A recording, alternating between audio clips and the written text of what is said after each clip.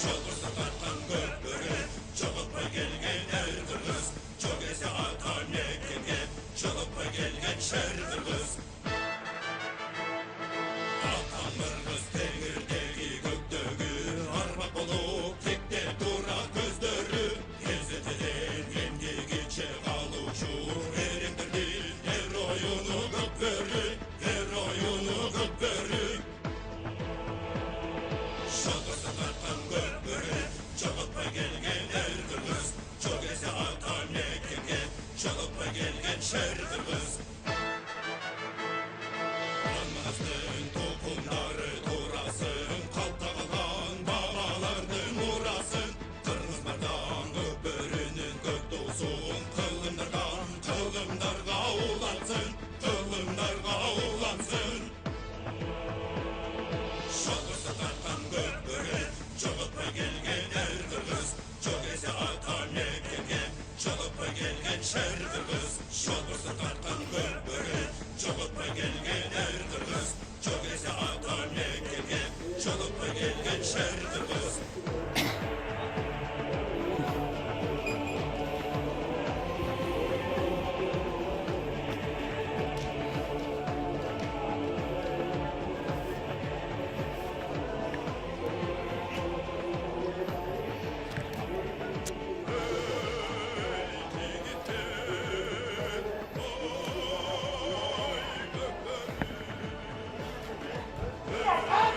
Урматтуу мекендештер, ошентип жарым финалдык экинчи оюн башталды. Сары Өзөн жана Достук командаларынын ортосунда. Сары Өзөн Чүй командасы, буларына көк кийимчен, ал эми кызыл кара кийимчендер Ош облусунун Достук командасы. Булар финалга чыгуу үчүн беттешет. Алгачкы жарым финалдык команда белгилүү болду. Алар талаасында Арашанды 13-9 эсебинде жеңүү менен алар финалга чыккан болсо, азыр болсо эми алар ушул эки команданын жеңүүчүсүн финалда күтүп алат. Ал албетте 31 август болмокчу. Кыргыз Республикасынын эгемендүүлүк күнүнө карата Кыргызстандын президентинин кубогу үчүн болгон беттештигинде экинчи жарым финалдык оюн. Жана Чүй Сары Өзөн командасынын бир нече оюнчулары 6-7 оюнчусу азыр көчмөндөр оюндарына экинчилер алып, ошол жака улуттук курама командада ойноо үчүн кеткен. Ал эми Достуктан Манас Ниязов алар менен чогуу улуттук курама команданын курамында. Ошондуктан азыр эки командада тең ушундай негизги курам жок болгону, бул Достук канчалык маанилүү эмес, себеби бир гана оюнчусу кетти. Ал эми Сары Өзөндөн көбүрөөк. Ошентсе дагы эми бул беттештин ачык фаворити болуп Достук командасы эсептелет, себеби негизги курамдагы оюнчулар көбүрөөк болгондуктан. Биз болсо кызматыбыздарда Эркин Абдуллаев жана ошондой эле Кубат Төрөкулов болмокчубуз. Бул биздин кадырлуу коногубуз. Чындыгында аттын сырын билген, чыныгы өзү канчалаган жылдардан бери улак тартып жүргөн, азыр деле ардагерлер арасында улак тартып жүрөбүз. Ардагерлердин арасында тартып жүрөбүз. Эми ардагерлер бир чет эс алабыз, бир чет сагынабыз бул оюнду. Негизинде бул оюн өтө кызыктуу оюн эр жигит үчүн.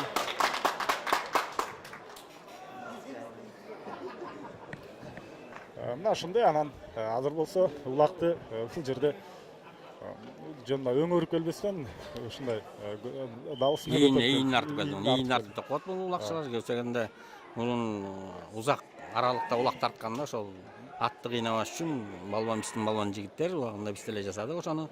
Улак кичине салмагы азыраак болгондо ошо ийинге салып алып, атка жеңилдик болот. Ошол менен биз ошондой кылып эмелерди тарткан болот.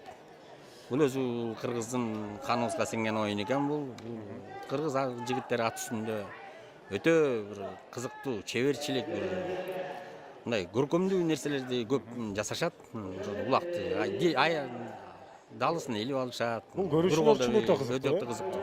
Кол менен кармап алышат, бир колдо алып алышып. Ушундай оюндарды аты биздин балдар көп жасайт.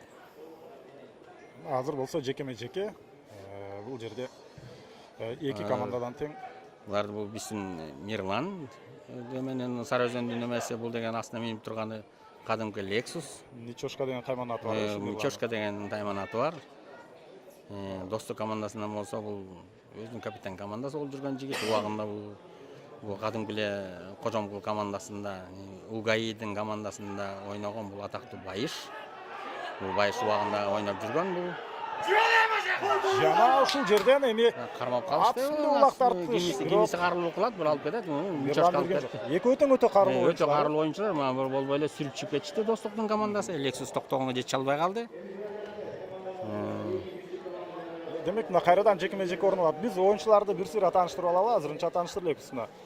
Ушул жерде Сары Өзөн көк кийимчиндер булар. Тилек Мукаев эрке тору менен, Алман Керимбеков 2-номерде Каракашка, Мелис Асаналиев Борон менен 3-номер, 4-чү Эламан Нурболот уулу Туман, 5-чи Фархат Бешекеев Карагер менен жана Мирлан Ырсалиев Бачен соңго жүргөн, бирок азыр Lexus менен чыкты ортого. Мирлан Ырсалиев 6-чы, андан кийин Азат Бешиналиев 7-чи. Демек ал Азат соңго жүрөт. Мелис Муратов 8-чи Буян, Тыныстан бул жерде Геркашка менен 9-номерде, Эрмек Шекетов 10-чу Бирей жана Нурадыл Борбиев 11-чи Нуркашка, 12-чи оюнчусу Бакыт Болот уулу Акбайпак менен. Сары Өзөндүн курамы мына ушундай. Азыр мына кайрадан жекеме-жеке бул рет Достук командасынан Ташим Айлыбашев чыкты. Сары Өзөндөн ким чыкты? Бейшекеев чыкты. Фаркат Бейшекеев. 5-номер бул деген Карагер. Минген аты Карагер. Бул өзүнүн Сары Өзөн командасында дайым коргоочу болуп эсеп болот. Ушул коргоочулар улак теңүү жагынан кандай негизинен? Булар да үйрөтөт. Бул негизинде бул жигит өзү шамдагай жигит, баардык жагынан жарашкан жигит. Ташы болсо бул убагында дагы ушул Кожомкул командасында таалим алып, буну Алайдан ош жактан келгенде биринчи ушул Кожомкул командасы таалим алдырып, ортого кадимки атактуу япончик деген ат менен ортого чүрүп, ошондо тажрыйба чогултту. Ушундан жанагы Байыш ненеси Кыяз, Манас, ушул Ташы, ушул жигиттердин баары ошол Кожомкул командасына келген. Мына Байыш алды, бул Байыштын минген аты өтө учкаяк ат.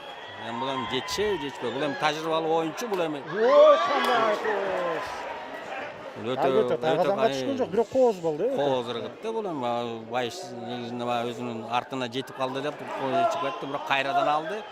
Бирок өтө карылуу жигит, атагы жигит бул. 4 метрден ыргыткандай болду го, ушул аралык канча азыр ыргыткан жери? Эми ал 4 метрден кыскаракты кылат, бир 2 метр, 2,5 метр чендерден ыргытты. Бул эми колу карылуу, бул торбоктартып жүргөн жигит бул өзү. Дайым ушул кыштын алтай ушул жанагы биздин Манас аэропортунун тегерегинде торбок тартыш болот. Ушул 6-күн сайын ушул торбок тартыштарга дайым болуп катышат булар бир туугандар. Өзүнүн аттары менен ушул бул өзү эме жигит, ким билет эми жерден салалабы. Сары Өзөндүн жигиттери өтө коргоп атат. Кармай албай калды. Өтө коркунучтуу абалда турат азыр. Бирок негизинде бул Сары Өзөндүн 6 оюнчусу тиги Кыргызстандын курама командасында Скөлдө дайынданып атат. Жана эсеп бар. Эсепташты бул эми Байышка жардам берип кетти. Бул Ташы жардам берди. Эми Достук командасы ута турган мүмкүнчүлүк азыр деп айтсак болот. Анткени сиз айтканда жана 6 оюнчусу жок. Анан бүт жаңы чыккан жаш балдарды алып келген. Мисалы могу жерден бир Нурболот уулу Эламан болгону 17 жашта бала бул. Бул быйыл эле жаңы келип ушул Ак Булак майданына кошулуп атат. Бул айылды тартып жүргөн бала. Булардын атасы баары тең бир туугандары бүт тең тартат. Нурболот, Бекболот, Нурдасан деген ага бир туугандар булар. Кулматовтар деп коебуз биздин айылда. Булар дагы семейный үй бүлөсү менен тарткан улакчылар. Булар 5 бир тууган, 5 тең тартат. Мына Мичош бул Тилек Аскат. Бул жерде Тилек Мукаев. Тилек Мукаев бул. Тилек бул эми Соңкөл менен бул өтө эңгиш жигит, бул эми эмеден алат, бул эми баары тосуп койду болбой эле. Эми бул Достуктун аттары өтө курч, булар жетип коюшу мүмкүн. Сары Өзөн аттары менен кошо кетти да, көчмөндөр ойнор. Аттары менен акта бу жерде комбат жок, туман жок. Оба жерден чыгып калды. Жерден чыгып калды, болбой калды. Дагы эмеге өткөзүп берди. Жетишип калды өткөнгө. Фаркатка өткөзгөнгө бирок дагы аянттан сыртка чыгып кетти. Аянттан чыгып кетти. Ал эми Манас болсо, ал деле Бойка менен кеткен э? Ал Бойка менен. Ал эми Достук командасында бир гана жигит кеткени үчүн эми ал деле өтө күчтүү. Достук командасынын ишенген жигити болчу. ошону жиберишти. Ошондой болсо дагы болбой эле калган составтары баары тең баягы эски бүт уюшулган. Айткан мунун ичинен убагында Кожомкулда ойноп жүргөн могу Акбар деген жигит да ушул Кожомкулдан таалим алган. Бул жерде бул достукту Акбар Иманбеков. Мына биз достук оюнчулар менен тааныштырып алалы, анткени окуя бат өнүгүп өз учуру келбей калды. Мына Байшниязов 1-номер менен Золотой деп жүрөт. Андан кийин Бауш Султанбеков браслет, 2-чи, 3-чү Акбар Иманбеков рекорд, Ташим Айлыбашев 4-чү Алай, Ильяз Исаков Чагылган, Аскат Аскаров 6-чы Кой күрөң, 7-чи номерде Бакут Алайбек уулу Найман менен, Кыяз Ниязов 8-чи номерде Мессини менен жүрсө, Дума Абдрахманов 9-чы номерде бул Спартак менен ортодо өзүнүн оюнун өтө көп жүргүзөт. Ал эми Белек Мукаев 11-чи жана ошондой эле Самат Молдокулов 12-чи. Достуктун жетекчиси бул Туташев, ал эми машыктыруучусу Байшниязов өзү машыктырып келет. Азыр мына жекме-жеке бул жерде орун алды да, жекме-жекеге улам ар кайсы аттар чыгып атат, Эми бул өтө достукта бул деген Талайбек уулу Батырбек деп коет, Бакуля деп коет, Бакуля деп коюшат. Мунун кличкасы убагында бул жанагы атактуу тиги эме Скөлдүн командасында ойногон бул. Бул убагында ушул азыркы бул достуктун эң күчтүү балдардын көзүмдөрдүн бири. Себеп дегенде бул убагында Месси деген ат менен бул жигиттин атагы өтө катуу чыккан. Бул атактуу жигит бул өзү. Ошол Месси дагы эле жүрөт бирок. Ошол Мессини азыр бул Кыязов минип калган азыр.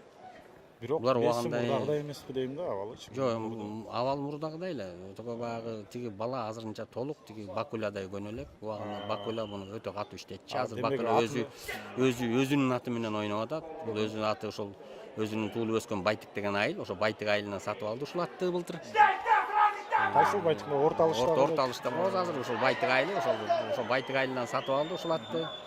Мына бул жерден Акбар кетти. Акбар минген аты рекорд. Бул эми рекорд болсо Кара-Балтадан келген бул ат. $11,000 ат бул.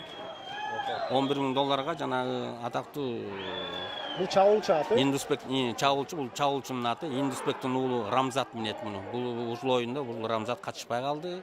Кичине ден соолугуна байланыштуу. Жана эсеп 2-0. Мына Акбар убагында ушул Кожомкулда ойноп булар таалим алган. Бул жерден азыр достуктан 4 оюнчусу ушул убагында Кожомкулда таалим алган. Бир оюнчусу болсо Кабыланда таалим, Кабыландан 2 бала жүрөт азыр бул жерде. Ошол экөө Кабыландан таалим алган. Анан калгандарын өздөрү чыгарып бул байыш үйрөтүп, тарбиялап. Айылдан кайсында өчүлө буга чейин? Бул жерден Гугуда башында Гугуда ойноп жүрдү. Андан кийин ушул Кожомкул командасынын өзүнүн бир туугандары менен ушу Ташы, Акбар, ушу баары 5өө ошол Кожомкулда ойношту убагында. Месси деген мына тиги байыштын иниси Кыяс минип турат. Мына азыр чыкты. Жана улак ортого түшпөй калды. Мен оюнча калыс.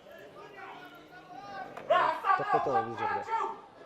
Сары Өзөн оюнчулары бирөө ашыкчы болуп кеткен. Жок. Бул улакты келип таштабадыбы? Бул улактап келип таштады. Бул өзүнүн чейинден чыкканга чейин оюн башталбайт негизинде. Шарт ошондой өзүнүн уюмдун шарты.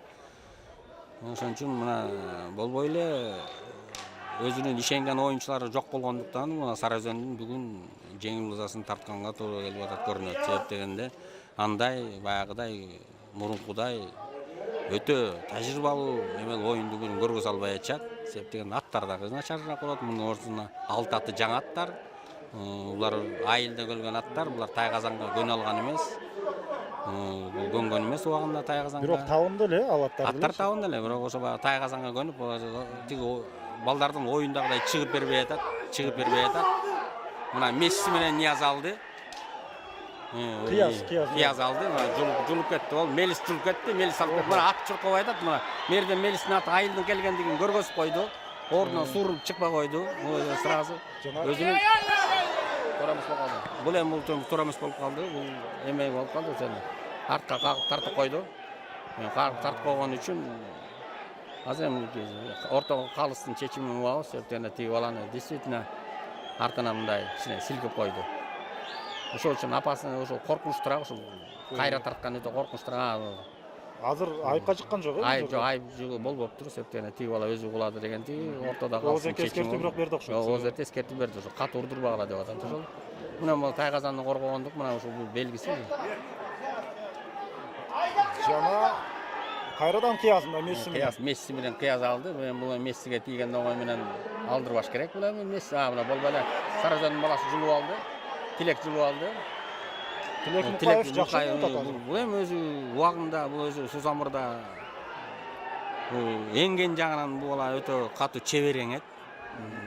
Ушул аттын өтө жогорку ылдамдыкта баратып алып кеткенге жетишет. Мына ошон үчүн ылдам ат мингисе атайын бул жигитке. Ошон үчүн буну бүгүн ошол Соңкөлдү мингишкен экен.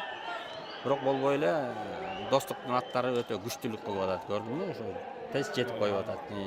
Тез жетип коюп атат. Мына тартышууга туура келип калды. Мына сүрүп чыгып кетти. Сүрүп барып туруп чийимден чыгарып кетти. Демек кайрадан жекеме-жеке. Кайрадан жекеме-жеке башталат эми бул жерден. Эми Сары Өзөн чындыгында ички иштер министрлигинин Сокулук командасына каршы ойноп, араң утушту 2-1 менен. Эми ушул ара ойношту. Ал жерде биринчи таймда 1-0 болуп Сокулук алдыга чыккан болчу, бирок болбой эле бир анча арасында тажрыйба болгон, тажрыйбасы болгонду кылып. Алар кимдер? Азат Бейшин Алиев, Эрмек Шекитов жүрөт, Мирлан Ырсалиев жүрөт. Фаркат Бейшекеев, Тилек Мукаев ушулар бешөө. Негизинде ал күнгү оюндун өтө чебер көргөзгөнү бул Мирлан болду. Мичошка. Анан бул болбой эле Шекитов прама командага кирбей алды эмне Мирланчы? Улем айерден өздөрүнүн жанагы атка отурганды жылдык эме болот да, эсеп болот. Мисалы ошол жылда кайсы жигиттер жакшы ойноду ошол. Ошого жараша ошол ким көбүнчө эмеге командага ийгиликтерди алып келди. Ошол жигиттердин баардыгы эсеп болот. Ошол критерийге карап туруп анан ошолду ылайыктап анан алышат. Анан бир ал эме боюнча илгери теңелеп атат. Бир команда барганга болбойт ал курама командага. Ошон үчүн аргас атак чыгып аткан 4 командадан ошол ойунчуларды тандап алыш керек. Ошон үчүн Таластан 2 жигит кеткен. Достуктан Манас кеткен. МВДдан дагы жигиттер кеткен. Ошо менен булар ушундай курама эмелерде туруп турушат.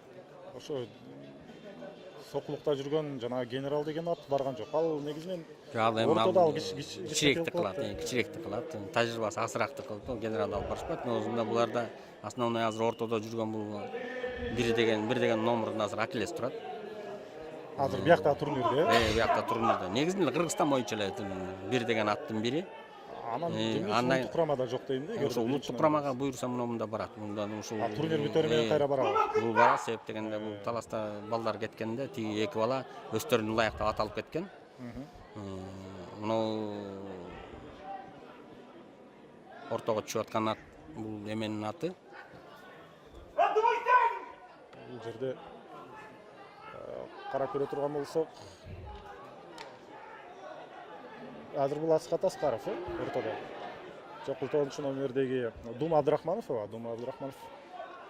Спартактын чыгышы керек эле негизи. Жана ал учурда өз карамагына мына эми Баку Таалайбек уулу алды. Улак такымда жана ал мына сызып жөнөдү ушул жерден. Анын жолунан тосуп чыга турган ким бар? Алман Керимбаев бар. Өтө жогорку ылдамдыкты кармады, бирок мындай ылдамдык менен барып тайгазанга улак салып кетүү өтө кыйын, мындай.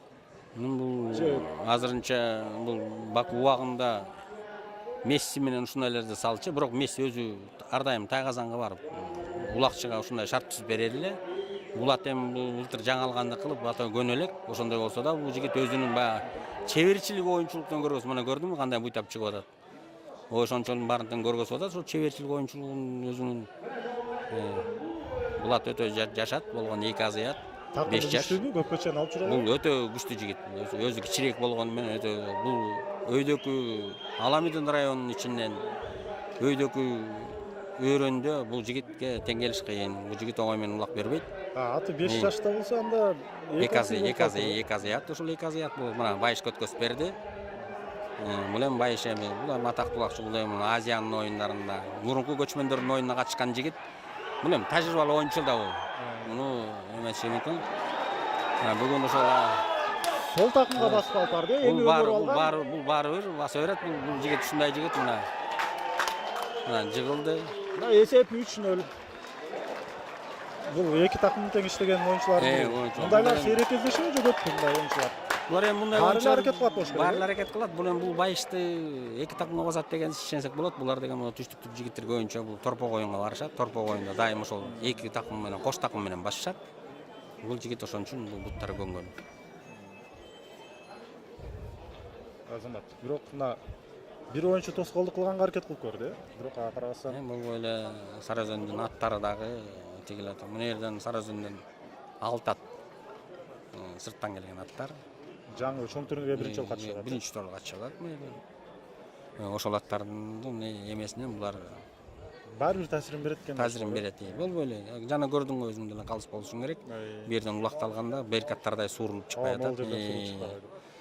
Эгерде берки жана ишенген балдар, ишенген аттар болсо, булар да суурулуп чыккан. Мисалы, улакка дайым чыкканда сразу Рустамга комбатка өткөзүп беришет булар. Комбат өзү ушундай тажрыйба алат. Ал кубандай кубаныч болсо, ал ортону Байтур менен ар дайым камсыз кылат. Ошондо шаар алып чыгып туруп эле ошол бир оюнчусуна берет. Оюнчусу өткөзтүргенче мына булар эме гана коргонуга гана өтүп калды. Чүйүн менен Сара Өзөнүнүн жигиттери алганга тыгууга мүмкүндүк булар алганга мүмкүндүк болбой элек булар. Негедир Аскат Аскаров көрүнүп жатат да бул жерде. Ал деген бул өтө жакшы оюн жүргүзүп атты. Бул Аскат Аскаров азыр эми экинчи эмеге катышат болуш керек. Кечээ өтө чоң оюнду көргөзүп жана башталышына кирген. Анан ошол азыр башка оюнчулар кирип атат. Булакты еңген жагынан өтө кыйын, ошол. Бул өтө чебер, бул убагында өзүнүн ушул эле Сара Өзөнүндө ойночу оюнчусу болчу. Азыр колунан жылып кетти мына. Бул Мирлан. Бул Мирлан. Lexus менен барды бул. Мына тосуп калышты, тиги кара. Мына тетиги 4-чү номурдун аты начарлык кылып туруп коргоонго жете албай койду мына. Мына ушул жерден байланып кетсе болот. Жана мына Мирлан жана анын жанында өнөктөш экөө. Ошентип бул жерде эсеп санын кыскартты. Буга чейин 3-0 болчу, азыр 3-1 эсеп. Эсеп 3-1.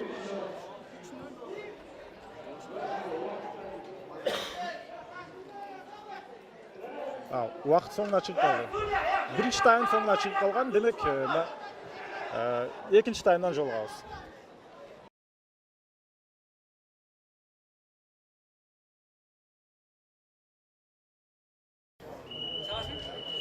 Урматтуу көп көрүш коздор, Сара Өзөн жана Достук командаларынын ортосундагы экинчи тайм башталды. Эсеп 3-0. Анткени Сара Өзөн командасы биринчи тайм аягында салган улагы ал гонг жаңыргандан кийин тайгатанга түшкөндүктөн, демек ал эсепке кирген жок. Ошентип азырынча алдыда. Азыр болсо Аскат Аскаров сиз айтканда мына экинчи таймда чыккан. Экинчи таймда бул чыкты була жүрүп. Жана жигит. Атты көндүргөн бул жигит. Мына ушундай ат бул өзү өтө чебер жигит. Кой күрөң, минген аты. Минген аты кой күрөң, ошол кой күрөңдүн өзү жашат бул дагы кой күрөң. Былтыртан бери эле катышып оюнга аралашты булат. Бул өзү чабуулда жүргөн бала. Бул чабуулда жүрөт. Жана ошол замат чабуулга чыгат бул. Анан эслемет баратса, өнөктөштөр өткөзүп барат. Негизинде өтө көп мындай басып жүрө алат. Өзү мындай шамдагай жигит аябай. Сиз 15-16 мүнөткө чейин такымга басып жүргөн учурлар болот дедиңиз. Ошондой болот. Балбан жигиттер болгон убагында ошол катуу баскан жигиттер болгон. Бирок бул турнирде болсо анчалык көп басканга мүмкүнчүлүк деле жок. Мүмкүнчүлүк бербейт. Убакыт тардык кылат бу жерде 20 минутта болот. Аян тардык бар. Аянда тардык, убакытта тардык кылат 20 минутта. Булар деген бул команданын эмесинде топтоо гана ойнош керек муну. Тез-тез. Кандай алдың ошондо аракет кылып жатыш керек. Анан тиги айылдагы жанагы убакыт эсептелбеген оюндар болот. Жер улактап коебуз ошол оюндарга кеткенде мына булардын жигиттер. Азыр Самат Молдокулов улакты жерден эңди эле, бирок ошол замат аянттан сыртка чыгып кетти. Эми Самат Молдокулов жөнүндө айтсак, бул убагында МВД менен чыккан бул баланын чыкканына бир 3 жыл болуп калды. Андан кийин келип эле ошол Достук командасына кирди. Мунун өзү бу дагы улакчынын баласы. Убагында Сыдык Молдокулов деген экөөбүз теңбиз, азыр ветерандардын арасында жүрөбүз. Алда тартып жүрөт, ада балбан жигит убагында оодарышка түшүп. Спартактын байыш муну былтыр көлдөн сатып келген болатты. Бул Скөлдүн аты эле болчу бул Спартак. Муну байыш былтыр өзүнүн кемөрчүлөрдүн аркасы менен бул атты сатып келген. бул достуктун немелерине караса болот. Себеп дегенде булар өтө чоң бааларда аттардын акчанын көзүнө карабай туруп аттарды сатып алып, бул өзүнүн байыш, өзүнүн командасынын составын аябай жакшы деңгээлге жеткизип алды. Биз келечекте мына күздүн күнкү мына жылдын жабылышында, келечекте могу келаткан Ноорузда, келерки жылдардын оюндарда бул жигиттердин астыңкы катардагыларга көрөбүз. Мурунда эле көрүшүп келечет, ошондой болсо да бул 3-чү орунду дайым, 2-чи орунду ошо алып жүрүшөт, 1-чи орунду албай жүрүшү. Бул келечекте бул жигиттер алат. Эми Lexus өтө бийигирээк ат, ошон үчүн эң кичине ылайыксыраак. Азат Бешеналиев. Азат өзү минип чыкты. Негизинде бул Азат ушу Lexus менен чыгып ортону ушу Азат неме кылыш керек.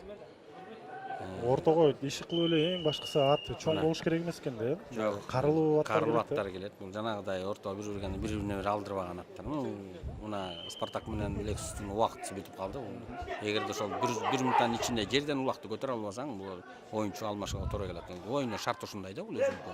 2 минутта же 1 минут? Бул эмеге 1 минутта. Ортого 1 минутта, 1 минутта эңкей албасаң, чыгарып токтосо болот да 1 минуттан ичинде. А эгерде кармашасаң 2 минут, эгерде басып алсаң убакытты ал ченелбейт, эсеп дегенде. Ана мына ушу бул жерде болсо, бул эми Бакулда деген бул өзү убагында кабыланда тартып жүргөн жигит. Тиги Фаркат Бейшекеев болсо, бул Сузамырдын анан азыр Сарыөзөн болчу, бул эми защитник жигит болчу. Буларды чыгарбады азыр ортого. Бул өтө экөө тең эң ич балдар. Бакулда убагында бул эме менен Месси менен өтө коос оюндарды көргөзчү. жана азыр мына ортон бербейт ат, биринчи номер менен иштеп кадимкидей. Аттын баасы деле ушундай жерден чыгып калат да, ошол канча. Ушул аттын эми 2 түрү болот. Ортого турган ат болот, анан жанагыдай чабуулга чыкчу ат болот. Аттын ошо 2 түрдө көп өтө чоң жогорку мына 2 минут ийгиликке жетип чарышкан жок. Баягы эмелер кайра кирди. Спартак менен байыш чыкты. Lexus менен деген. Эми ушул Спартак болбой эле Lexustу эмете албайт экен. Lexus болбой эле баягы жоон жолпулугун көргөзүп койт экен.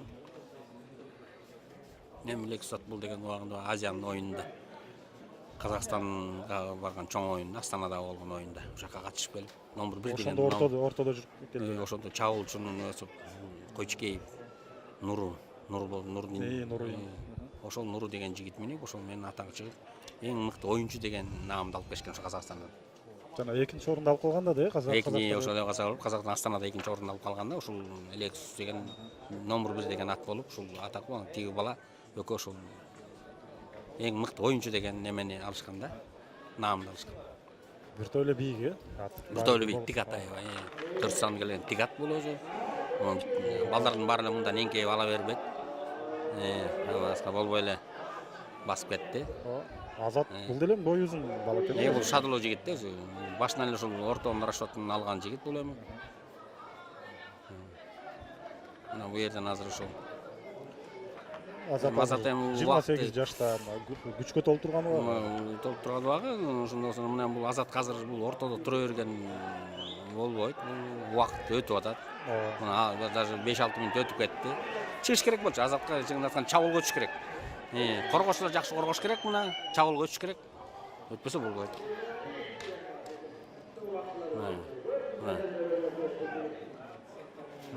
Lexustун ушундай ылдамдыгы ушундан билинет, мына. Анын өнөктөштөрү жакшы ойноп бербейт. Жакшы ойноп бербейт. Тиги жана Нурболот уулу, ал бала бул жаштык кылат, мына бул бала өткөзүп берип койду. Фаркат өткөзүп берген экен. Карматып койду. Көтөрбөйсүңбү? Ушундай ылдамдыкта баратып, булак тартышуу бир топ болуп болуш керек. Өтө оор болот. Эми бул эми таш өтө карылуу жигит, бул убагында ортону бири-бириге жекеме-жекеликке чыккан жигит, бул өзү карылуу жигит. Экөө тең бутуна басып алып турду, эки тарафынан басып алды. Эми бул негизинде бул Фаркатта чоң мүмкүнчүлүк бар, себеп деген Фаркат арт жагынан басып турат.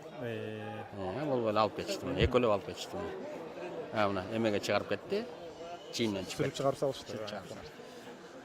Демек ошондон да көз каранды. Улактын ким кайсы жагынан кармаса, ошого да көз каранды. Бул көөдөн жагынан көп улак жакшы ойдогудай басыла бербейт. Арт жагынан басканда улак ошол белдин ичкелигине салып мындай пробка сыяктуу болуп кармалып калат да ортодо болуп. Ошол өтө күчтүү болот. Аяктан чыгып кеткенден кийин эми кайрадан ортодон эми эки акты көрүүдөбүз. Бул рет Достук командасынан Дума Абдрахманов чыкты. Бул Дума деген жигит быйыл эле бул аралашты. Бул тиякта айылда өзү тартып жүргөн бул жигит экен. Бул Торпа кулак, Серик кулакка катышып жүргөн жигит экен. Ошондой болсо да өзү шатлуу балбан бала экен өзү. Бул сологойбу же аргасы болуп калды сол жагына? Жок, ага септигенин бер жагында Сарызондун оюнчусу карап турат да. Бул Кайрадан эле Азат чыккан экен. Кайрадан эле Азат бул жерде чыккан, бирок мүмкүн эмес. Артынан алууга бул ал өтө кыйын. Ат өтүп кеткенден кийин ал өтө кыйындыкка жатат. Алып келе албайт бул улакты. Артынан өнөктөштөр келген менен жардам бере албай алды, Жок, жардам бере албай алды. Бул жардам бере албай алды. Мына бул эми кош такым менен салып кетишти. Мына бу жерден дагы Акбар Иманбеков жардам берди. Жардам берип, рекорд менен жардам берип кетти. Акбар Иманбеков жана буга чейин Ташым Айылбашев алып жүргөн,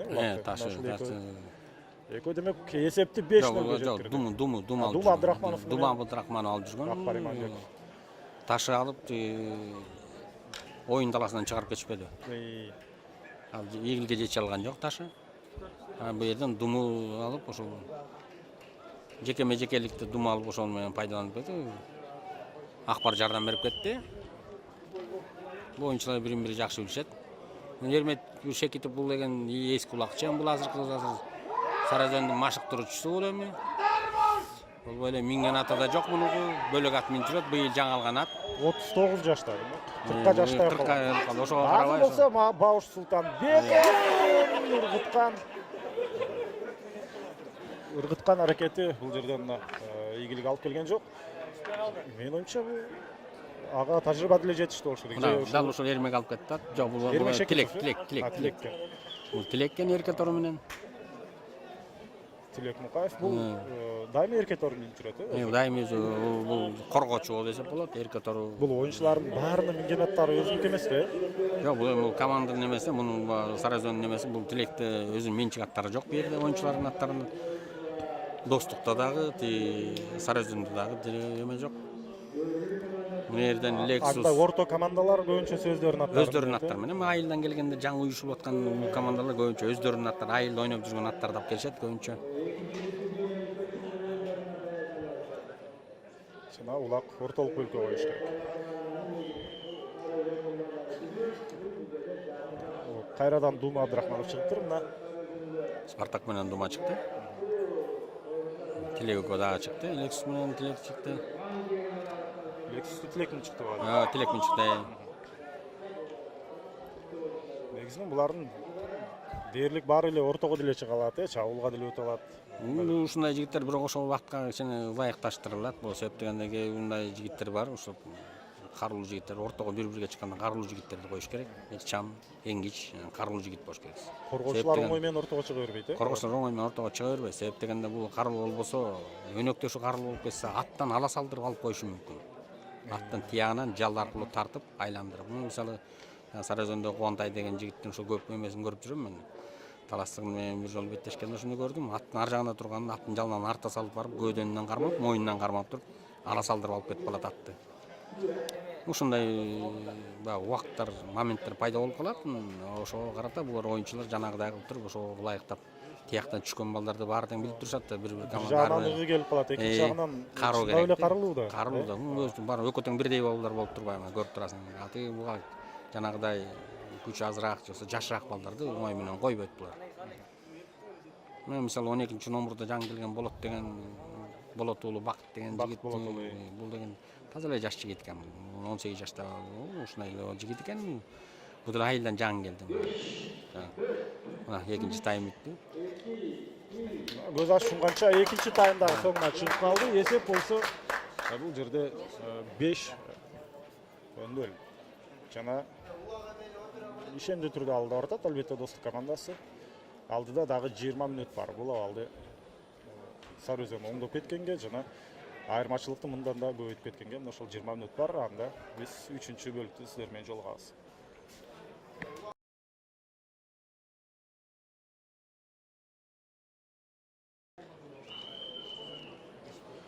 Анда ошентип Сары Өзөн жана Достук командаларынын ортосунда 3-чү тайм башталды. 5-0 эсебинде Достук командасы алды да алар биринчи таймда 3-0 болду. Ал эми экинчи таймда 5-0 жеткирген. Азыр болсо мына көк кийимчилер булар Сары Өзөн улакты жерден эңип кетти эле, бирок аттын күүсү менен барып каптал чейинен сыртка чыгып кетти. Эми жекме-жеке бул жерде орун алмакчы. Негизинен эми 3-чү таймда бул жерде Мелис Асаналиев улакты жерден энген болчу. Эми 3-чү таймда сиздин божомолуңуз кандай? Абал өзгөрүш? Эми абал өзгөрүүгө мен көп эмете албайм. Себеп дегенде бул Сары Өзөндүн балдары дагы, аттары дагы кичине жанага караганда чарчаган сыкылып калды. Мындан азыр лекс болот. Эми бир улак салып кетиши мүмкүн, если баягы шарт болуп калса. Болбосо булар жеңил ызасын тартат. Азыр мына Себеп дегенде булардын азыр өзүнүн баягы ишенген команданын составда жигиттери жок болгондуктан. бул жерде ортодо болсо азыр Азат Бейшиналиев чыкты. Азат менен Самат чыккан турбайбы? Думу. Думу экен. Думу Абдрахманов. Думу Абдрахманов бул жигит эми Достук командасына белгилеген. Бул өзү шадлуу, карулуу жигит экен бул. Торбок тарышка барып жүрөт бул кыштын алты ай. Бул Чүйборунда бул Манас аэропортунун жанында ушу торпок улак, серк улак деп коюшат. Бул жерде буга караганда топ өтө чоң болот. Байгелер. Ошо айырмасы кандай дейм да, торпок менен улактын салмагы оор, ал белгилүү. Салмакты ордук кылат. Бул жерден мынтип бир такымга басып алып жүрө албайсың торпокту. Ат жалына салат, кош такым кылып басат. Ошон үчүн жанагы буттарда жоон болот эмеспи? Буттар жоон. Мунун белин ичин алып койгондон кийин бел узун болуп калат. Мына курдун сыяктуу болуп экөө мунун белин сындырып коюшат. Жерден эңгенде ошол Жерден эңгенде шыйрактан кармап эңишет. Муну ошол ал торпокту балбан гана жигиттер эңет. Мунун негизинде бул эки адам бирине бири жардам болуп бул өнөктүктүн немесинде иш нашат да, бул көбүнчө ат жалын ашырган. Бул ат жалын ашырат да коет. Бул Бакуля чыкты. Баку менен Мирлан чыкты азыр. Азыр аттарын кагыштырып атпайбы? Бул эреже боюнча боло берет, бул ортодо бир-биrdикке боло берет. Жакын аралыкта эчтеке болот. 2 метрге чейин ат менен монду кактырсаң боло берет.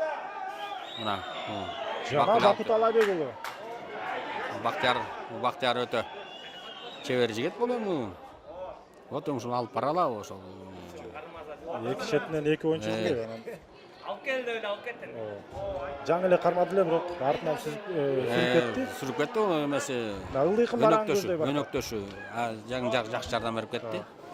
Мына Сары Өзөндүн аттары да көмбөгөндүк кылып, мына кууп бараткан атты эле чуркашынан байкасаң, тиге жетпей өксүп баратат. Себеп дегенде бул ат бияка көнгөн эмес, токтоп өзүнүн эмесине болуп баратат.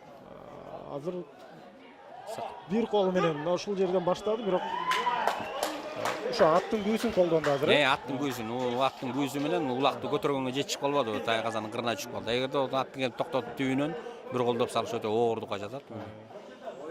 Кечеден бери айтып атам, ошол аттын күүсүн келатканда, алыстан келатканда баягы улакты күйлөндүргөндө кадимкидей жанагыдай жерден буюмду көтөрүп, штангистер талчок деп коет эмеспи? Ошо түртүп көтөргөн. Вот ошондой нерсе бул улакта ушундай пайда болот. Мына жаш балдар ойноп атат. Бардык мына Мелис дагы эңде, бул Мелис деген жигит. Жана эсеп 6-0 болгон. Азыр болсо Сары Өзөн эми Сары Өзөн оюнчусу Мелис Асаналиев. Буда көрдүм, эч жардамчы жок, жаңгыз барып калды. Бир артындагы жаш бала жаштыгын кылып, коргоонго жарабай атат. Мына абытка сүйрөп чыгып кетип калышты. Чийимден чыгарып кетишти. Ат айылдан жаңы келген, көңбөйт, токтобойт, карабайсың. Бала дагы жаңы келди бул балада. Сары Өзөндүн эмесине. Бирок азыр бул 29 жаштык. Бул мурун ойноп кеткен бул бала. Токмоктун региондо ойноп жүрөт да. Региондо ойноп жүрөт. Бул убагында Токмоктун өздөрүнүн командасы келип жүргөн. Вот ошондо бул Токмок Тынай деп келишкен булар. Тынай деген команда. Ошондо Тынайда ошолар жигиттер ойноп жүргөн. Ушул жигит ойноп жүргөн. Ошо эскилерден ушул гана бар экен. Анан бул Мичошкада ошо жакта ойночу Мирлан. Ал кийин Сары Өзөнгө өтүп кетти. Кийин Сары Өзөнгө өтүп кетти. Бул эми булардын эмеси демөөрчүсү бул кадимки депутат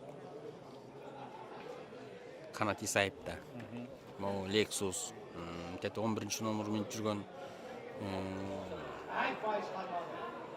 Байрақ деген Кашкат ушул Канат Исаевдин өзүнүн менчик аты. Мына булар балдар басты. Lexus менен басты бул жигит мына.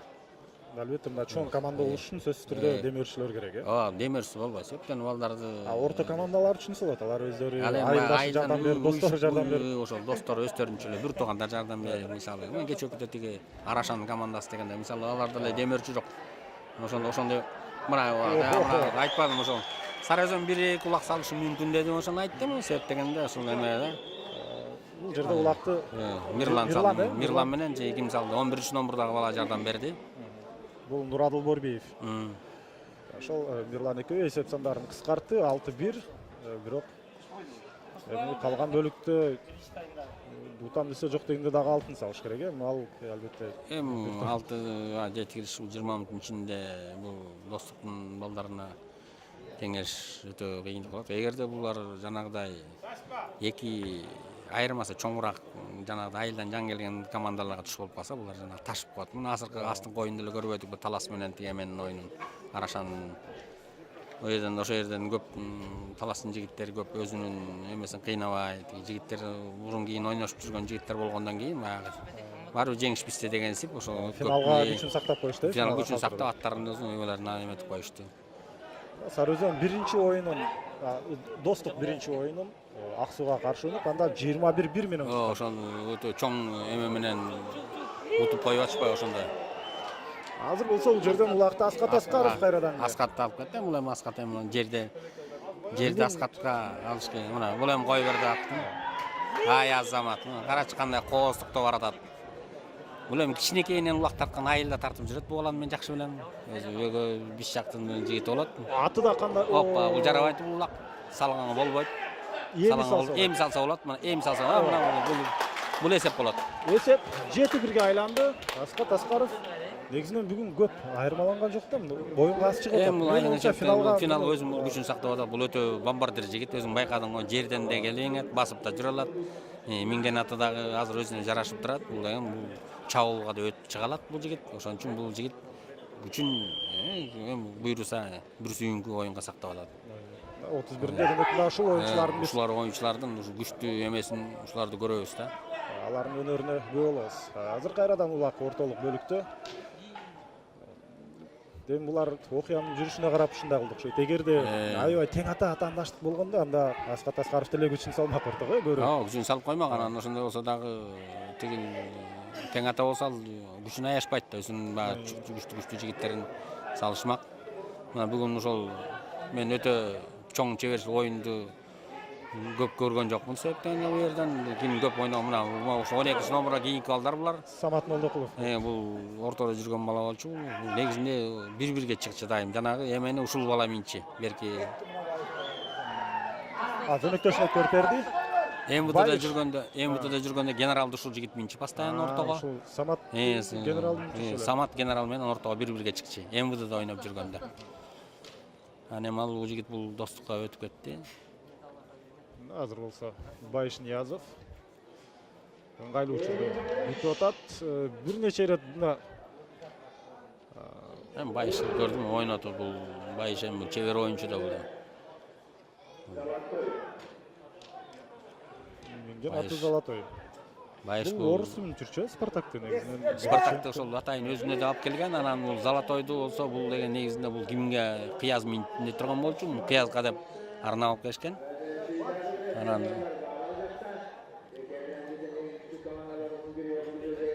Тайгазанга жакындай албай атат бирок. Эми жок, артынан 3 Сарыөзөндүн оюнчусу. Мына эм калды. Мына бул ушундан пайдаланып кетет. Мына. Жана кармап кетти мына. Аягына чейин түрткөнгө мүмкүнчүлүк бар эле, ал түштү деп ойлоду окшойт. Жылып кетет деп, бирок Сарыөзөндүн оюнчусу жанагы. Бирок эсепке кирбей алды. Нурболот уулу бул Сарыөзөндөр немесин сактап калды. Мына бул басты, мына дагы ошол дагы кичинекей бала басты, ошол Нурболот деген бала. Анан карматып койду. Бул 17 жаштагы бала, бул карысы жетпейт болуш керек. Еламан, о, 1999 мына ой жок, Албардат Азамат Албардат. Айылда тартып жүргөн бала эми бул эми. Аты кашаңыраак. Аты айылдан келген, мына Тайгазанга барбайт булат, бул жайына ат менен келгенде бул бала мына. Мына көрдүңбү, таштай албайт, бул кичинекей бала аябай эле. Чынында аттан көз каранды экен о. Аттан көскөн карабайсың, кичинекей бала карабайсың. Улак сулагы менен сыртка чыгып кетти. 17 жаштагы бала эми. Карыс деле тигилерге тең келе албайт. Атын көрүп атпайсың сыртта, барбайт. Жок дегенде келип токтоп бериш керек. Жоктоп берип берсең, атын жылоосун бошот жана улакты саларда кадимкидей ордунан жылып кетти. Жыйынтыгында эсеп сандары бул жерден өзгөргөн жок. Эми жеке бул жерде орун алмакчы. Жана ал жерден 3-чү таймдагы ортолоп калган мезгил. Жана азыр болсо Бауш Султанбеков ал өзүнүн экинчи номер менен иштеп калды. Анткени ортону бул жерден Мирлан ишенди ортону ээлеп алды. Азыр Мирлан бул ортодо турган. Мирлан атты которуп Мирлан миниптир. Элексит миниттир. Жана бул жерден экинчи номердагы. Экинчи номер. Демек Алман Керимбаев бул чейин Каракашкан жүргөн болчу. Булар албетте. Жок. Бауш Султанбеков. Ал экинчи номерде Достук командасынан чыккан. Бул тиги болсо тигим Лексустун жүргөн Мирлан. Бул Нарысалиев. Ничошка деген аты менен албетте белгилүү. Каймал ат менен Мичошка. Мунун агасы Сары деген жигит тартчы убагында биз менен катар. Агасы? Жок, агасы. Мунун улуу агасы бар ушул. Азыр ушул ардегердин арасында токмоктун ичинде оюнчулардын арасында ардегер болуп жүр. Карматып койду. Бауш карматып койду. Бауш жылып алды. Бауш Султанбеков. Минген аты браслет. Азырынча сүрмө топтун ичинде анын арасынан чыгып барганга позициялык жакшы абалга ээ болду. Биринчи дем менен жок. Анткени артынан бул жерде мына Алман Керимбаев жетип келди го дейм. Бир аттын башын буруп келип, ушул жерден жок, аттын көйсүн колдоно албай алды. Пиянанда тосуп кетпеди, тороп кетпеди. Канчалык тактикалык жүрүштөр, бирок коргонуу да мыкты, чабуул да мыкты. Булар баягы эмеси күчтүү болуп турат. Мына ошо болбой эле баягы накта ошол эски мурунку оюнчулар чыккан экен азыр. Мына Фархат, Мичошка, Эрмек чыгыптыр. Булар Улактагы деле аянттын ичинде. Эми мына аттын жылоосун рекорд менен Акбар алган экен. Акбар алыптыр. Бул Акбар рекорд менен тискини түшүп калды.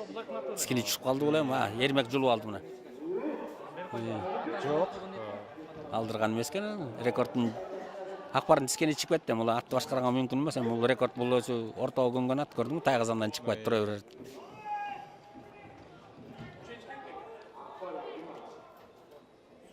Жана мына бир нече дем менен биринчисинде болбой калса, кайра экинчи, кайра үчүнчү. Мен бул өзүнүн чабуулдук эмеси болот да, мына аты которуп берди кимге 4кө.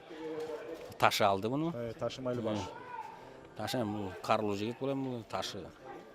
Менин аты Алай деген аттын жүрөт. Ташы болгон 26 жашта. Бир топ тажрыйбалуу экенине карабастан жаш. Бул убагында ошол келип буну Байыш атайын айылдан жактырып алып келип бул Кожомкулда тартты булар. Ушул Акбар, Ташы, Байыш, Кыяз деле ошол. Манас. Ушу бешөөтөн ушул кадимки Кожомкул командасында эме алышты. Тажрыйба алышты да. Мына Месси өткөздү. Мына Месси. Кыяз менен жүргөн болчу, Кыяз Ниязов. Эми булар көбүнчө бир сүйүнкү чоң оюнга сактап атышат. Мен көрүп турам көздөрүн. Мессинин буйтаганы керемет да. Керемет. Бул Өтө кичинекей эле ат, бирок ошондой болсо дагы өтө чебер ат. Мына Тайгазанга барып турганын карабайсың мына. 7-чи улакты Тайгазанга. Кыяз Ниязов ошентип 8-1ге жеткирди. Минген аты Месси албетте.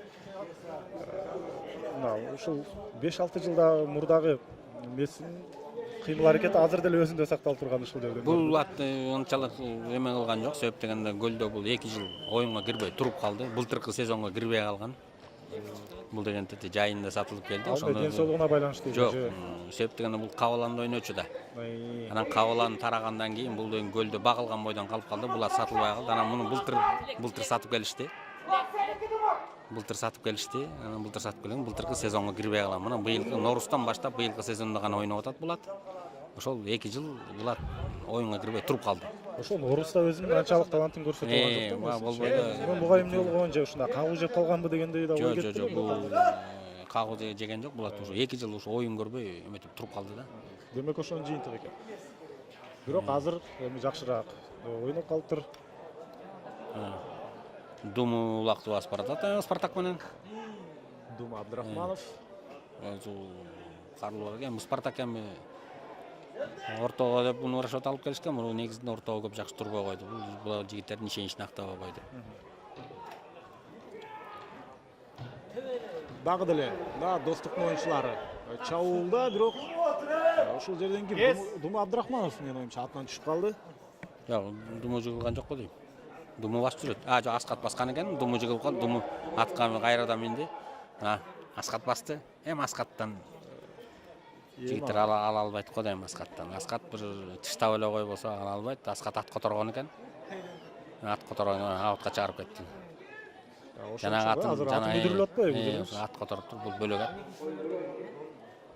Бөлөк ат, кой курок эмес бул Кашкат.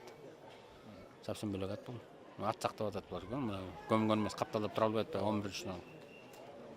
Кээ бир аттар бар, ушундай ким болсо эмне берет. Мен байкаганда буга чейин жана талас ойногондо 4-5 улакчы Ахиллести минди да. Ал эми кээ бир оюнчулар да бар дейт, ушундай кандай ат болсо минди. Кандай ат болсо эле мине берет. Мисалы, могу бизде Мирлан ошондой жигит, жигемеде Сара Өзөнүндө ушул мен көрүп жүрөм, ушул жигитти көбүнчө. Ушул жигит көбүнчө ушул ат которгондо атты көп эме кылбайт. Кандай ат болсо да. Кээ бир ат көнүп алат. Анан мындан Рустам деген жигит бар, ошол Таналиев. Ошол ат которбойт ал. Берген атыңды минет дагы ошого жараша иш кылат. Бул өтө жүшөктүү жигит. Денесинин көп жери жаракат алды, травма алып жүрөт. Буту 1-2 жолу сынды, акырайгы сынды. Болбой эле тартып жүрөт азыр. Мына былтыр жылдын мыкты оюнчусу болду. Эми көчмөндөрдүн оюнунда өзүнүн өнөрү канчалык деңгээлде болор экен? Казакстанга да барып келген оюнчу бул. Азиянын оюнунда. Ошондо мына быйыл мен көрбөй калгандан бул Нуру Койчукеевди көрбөй калдым. Бул жигит ушу быйыл тартпай атат. Арматып койду. Ат үстүндө азыр мына Бауш Султанбеков. Бауш Султанбеков. Красавчик. Бул Мирлан дейм. Мирлан. Өтө карлуу, мына сырты келбетин эле көрүнүп. Жоон жолпу жигит. Мирлан Рысалиев чабуулга чыгарды анда. Жолунан 2 оюнчу. Мына үчөлөп сүрүп баратат. Lexus'ты каптал менен эле сүйрөп барачат кene. Мына каршы өтө кактырып атат байыш. Эми кетсең болот. Эми карабайсың. Катар бир-бирден урдуруп атат булар. Lexus баспай калды. Чарчап калыптыр да. Молодец, кармап калды. Байыш карап калды. Жулуп алды байыш жулуп алат. Ат үстүнөн. Бирөөсү сол жагы, бирөөсү оң жагынан тартып атпайбы? Ушул айырма деле жок. Айырма жокпу? Айырма жок. Себеп дегенде ал үстүңкү такыма басылбагандан кийин улак жеңилирээк болот. Байыш кармап калды. Өтө катуу кармады байыш. Кесип кетишти. Аскат ала албайт эми. Өтө кызыктуу учурларга көзмөндөргө көп болууда, урматтуу мекендештер. Мына чыныгы ер жүрөк балбан билек кыргыздын жигиттери деп мына ушуну айтыш керек. Узатып кетти, Аскатка өө болуп кетти улак. Басып алды бул. Эми Аскаттын аты начарыраак кылат экен. Кой күрөңдө эмес башканы минчи. Жок, башка ат которду. Кой күрөңдө бир сүйүнкө сактап атат. Бир сүйүнкө мына бул ат токтобойт көрүм. Тайгазанды билбейт бул ат. Сайылбайт мына. Туруп калат. Мына ошентип эсеп 9-1. Азамат бул ирет токтоп берди ат, Мына Аскаттын атын тети четте бир Бул Аскат Аскаров. Аскаттын аты тети ылдыйкы четте эс алып турат. Сыртта көрүп атабыз мынакей. Тиги ошо бастырып жүргөн ат ошол Аскат менен ат.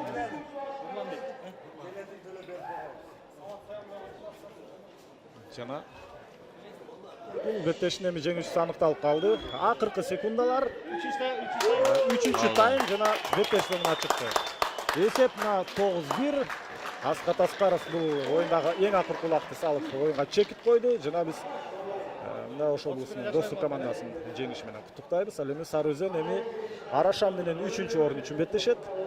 Ал эми Талас менен достук алар финалда 31 август күнү ушул чемпиондук үчүн ат салыша турган болду. Эки команда тең жакшы оюнду өткөрүп берди. Экөөнө тең кийинки ошол 31 августтагы беттештерде ийгилик каалайбыз. Тарыныш жок. Не булар? Сондук бүй. Сондук бүй болот. Ошондой болот. Не дегендер калды.